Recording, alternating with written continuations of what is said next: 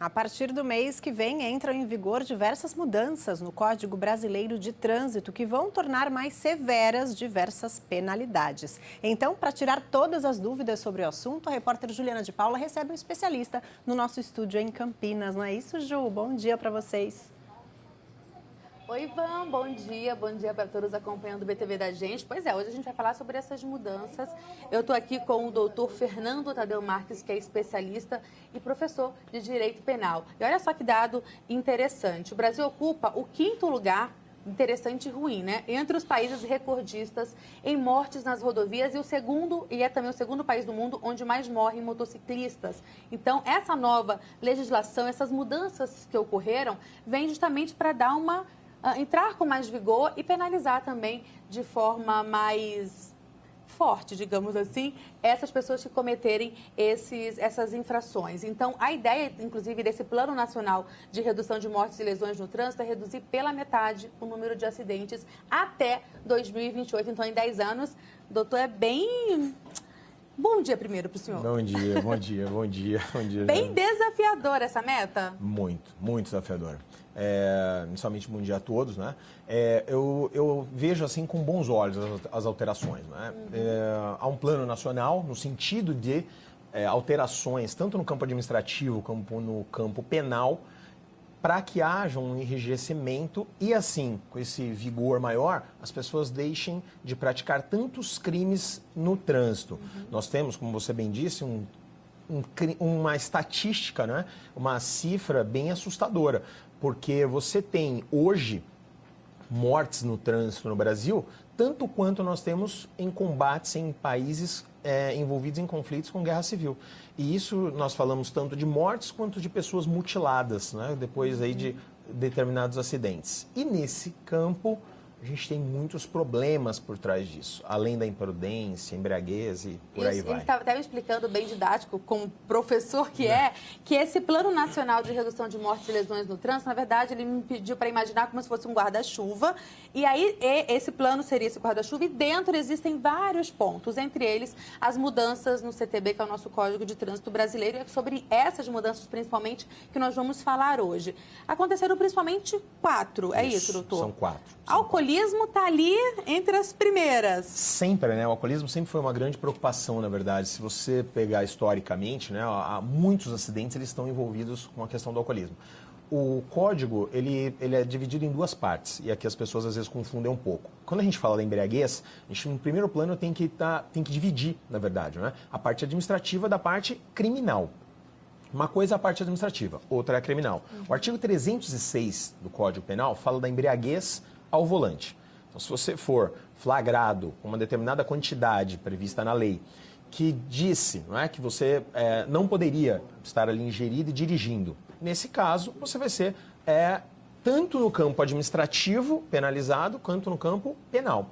A diferença é que no campo penal, como todos bem sabem, não são obrigados a produzir essa prova, mas no campo administrativo, essa prova ela pode ser produzida pelo agente público por conta da chamada fé pública. Então, se ele analisar os seus sinais e dizer, você está embriagado, porque ele faz uma análise dos sinais motores da pessoa, face com gesta, o olhar da pessoa, a forma com que ela se gesticula, anda, ele pode aplicar uma penalidade. Sua carteira pode ser, dependendo da permissão, vai perder a carteira. Vão ter ali vários problemas no campo administrativo. E outra coisa é o campo penal. Se ficar constatado que, de fato, essa pessoa estava embriagada, e aí as constatações podem acontecer por diversas formas. As pessoas acham que é só por meio do bafômetro. Só que a gente, com a alteração que vem nessa esteira, né, nessa ideia de alterações legislativas, você tem lá a possibilidade do bafômetro, né, que a gente chama de bafômetro vulgarmente, mas tecnicamente chama de etilômetro, né, que vai medir essa concentração de álcool dentro do sangue, por litro de sangue, e a questão do exame de sangue. Então, esses são os mais precisos. Isso que você vai falar, essa mudança é bem interessante, mas antes eu vou deixar aqui, que eu acabei esquecendo, tão empolgada com o assunto, de pedir para vocês de casa acompanhar, participar desse bate-papo junto com a gente. Sim. Vou passar o nosso WhatsApp, então anota aí rapidinho para você aproveitar o especialista aqui no nosso estúdio. É o 988-19-8000, tá aí na sua tela, 988-19-8000. Manda sua pergunta, eu leio aqui ao vivo. vivo e o doutor vai esclarecer tudo pra gente. Legal. Continuando, doutor, então. Só para esclarecer, então, essas duas formas são duas formas de você averiguar se essa pessoa está ou não embriagada. Ponto. Sou obrigado, aquela coisa que sempre falam, né? Sou obrigada a fazer o exame de sangue? Não, obrigado não. Mas a condução, não é, ao IML, sim, e lá o médico clínico ele vai fazer as observações dele. Ele vai olhar para você e vai fazer as observações. Eu sou obrigado a ceder o meu material, o sangue? Não. Eu sou obrigado a soprar? Não. Mas essa passagem, não é, a princípio, pelo clínico, ele vai olhar e vai falar, ó, tem sinais X, Y, Z. Certo. Tem lá os sinais conforme lá a numeração que ele tem ali para elencar.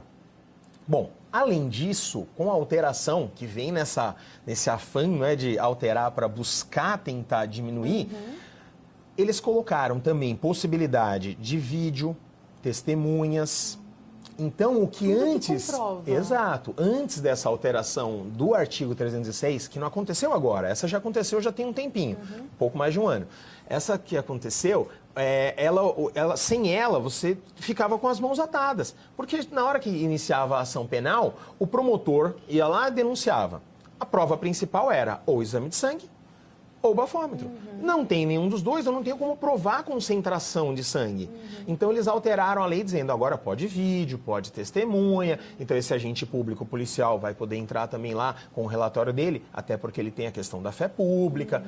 Então, esse crime é o 306, é o embriaguez ao volante. É um crime isolado do que a gente vai falar que acabou de ser alterado. Que acabou de entrar em vigor. Mas é um crime que está lá no artigo 306, tem pena de até 3 anos.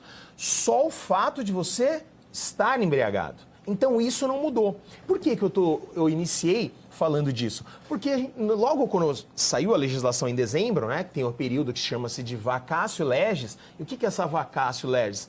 É um período para a população se adequar, entender a legislação. Então, de dezembro até agora, dia 19, passado, foi o período de vacatio legis, um período para que todo mundo tome ciência dessa legislação. Ontem. Exato.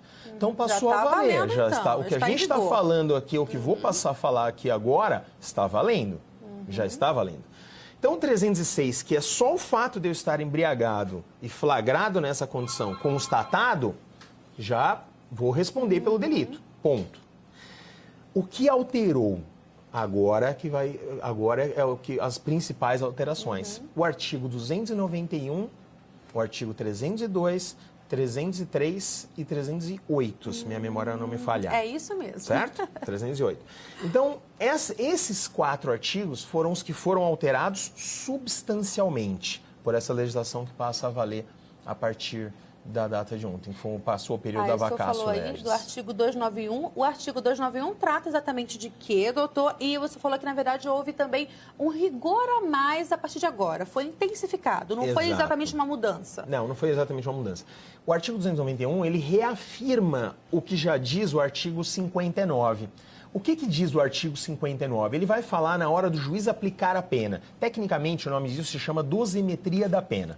O que significa dosimetria da pena? Vamos trocar, não é? Em poucas palavras, para a gente entender. É aquele momento onde o juiz vai aplicar a pena e ele vai dizer quanto ele merece de pena entre 2 e 4 anos. Como que o juiz tira? De onde o juiz tira, né? Porque às vezes a população não entende isso. Já que a pena é aberta ali, de 2 a 4. Exato, chama de pena abstrata. Aquela pena que está lá no artigo. Olha, se eu for pego embriagado, minha pena é de 3 meses a 3 anos. Mas de onde o juiz tira 1 ano e 8 meses?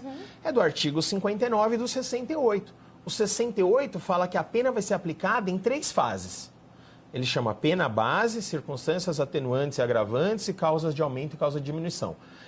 O que nos interessa aqui é essa primeira. A hora que o juiz vai aplicar a pena base, é essa que está escrita no artigo. 3 meses a 3 anos.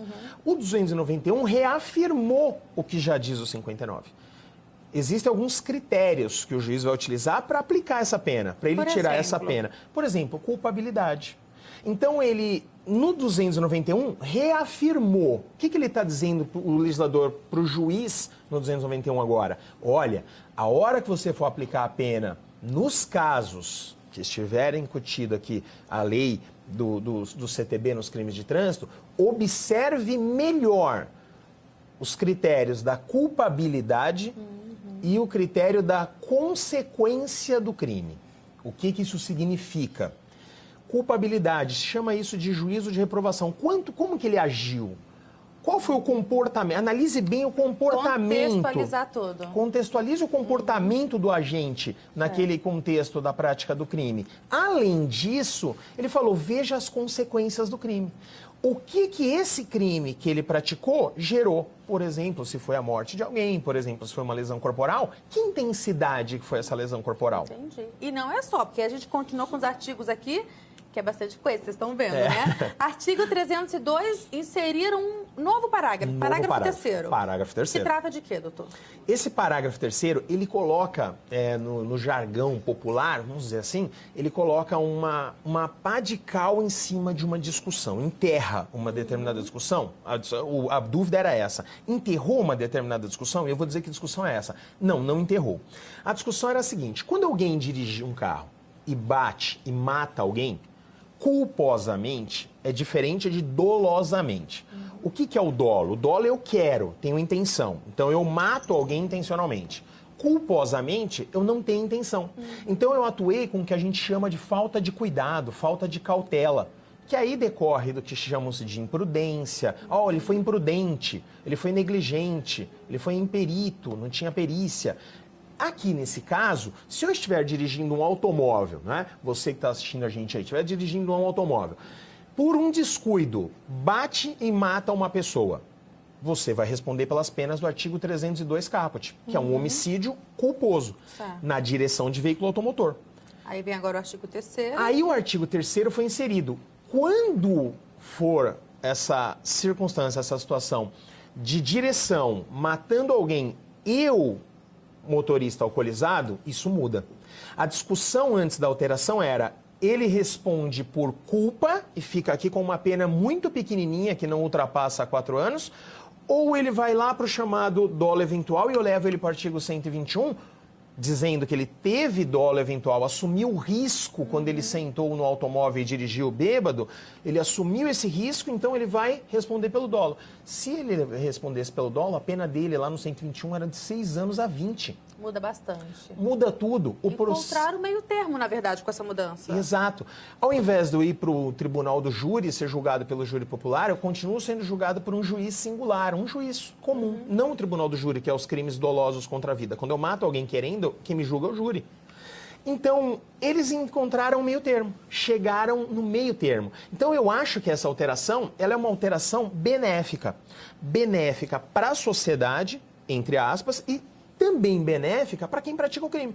Porque ele também não vai ficar sujeito a uma pena lá do homicídio doloso, mas também não vai ficar naquela pena pequenininha, não é? Que era só do homicídio culposo. Então ficou numa zona intermediária, com uma pena maior. Agravou um pouco a pena, né? A pena vai ficar maior agora. Tem um artigo que eu achei interessante, eu vou até pular o 303 para o 308, até por conta do nosso tempo, porque fala sobre o famoso e conhecido racha. Teve mudança, aí muita gente gosta de brincar disso e acaba prejudicando muitas pessoas. Teve que tipo de mudança aí, doutor? Mudança no 308. O que acontece? O 308 ele falava da questão da competição não autorizada em via pública. Então, racha mesmo, corrida. Você emparelhar lá o carro e apostar uma corrida com alguém na via pública. Isso já era crime, já estava no 308 tipificado como crime. Ocorre que agora eles inseriram ali também, além, ele colocou lá, dessa competição do racha, efetivamente, eles inseriram também, nesse contexto, a questão de práticas de exibição que não sejam efetivamente o racha. Então, empinar uma moto, dar um cavalo de pau. Mas isso tem que ficar consignado que o artigo também fala o seguinte, que gerando perigo à incolumidade pública ou privada. Então, tem que ter a prova de que com aquela manobra não autorizada na via pública, eu acabei gerando um risco.